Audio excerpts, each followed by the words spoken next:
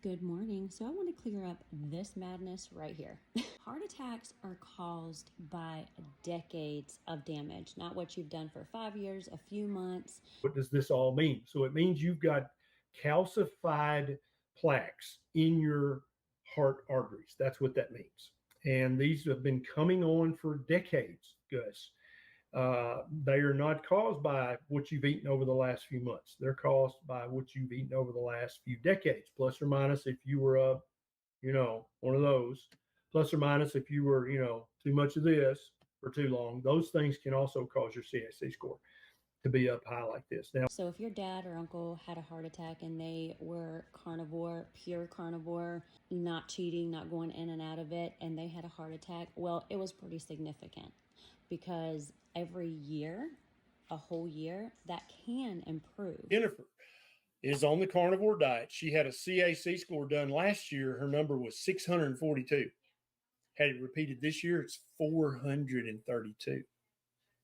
And her cholesterol went down too. That's probably not too low unless you're taking cholesterol lowering medications, Jennifer. But I get this question all the time. I've got a high CAC score. Will it go down on carnivore? Well, here's Jennifer Lucas. She wants you guys to know her CAC score dropped almost 200 points in a year. Yes, we see this all the time. Now, I can't promise you that your CAC is going to drop, but I get this kind of message every single day in our private group. And if you're saying this happened because of the cholesterol and what you're eating, cholesterol is actually very healing. The damage to your vessels was already there. The cholesterol just goes through it and tries to heal it, and in turn causes a blockage. Cholesterol is our friend. It is very healing, and I don't think people realize that. So for one, cholesterol is not the problem. The inflammation and damage to your vessels is the problem. And the analogy that I use to explain this to people is, if you punch a hole in your wall and then you get the spackle out and you patch that hole. If you keep punching holes in your wall and you keep putting more and more spackle, eventually that spackle is now like sticking out of the wall. And that's basically what's happening. And you can say, okay, well, if I just don't have any spackle around, I'm not going to end up with, the spackle sticking out of my wall. But most of us in that situation would say, stop punching holes in your walls.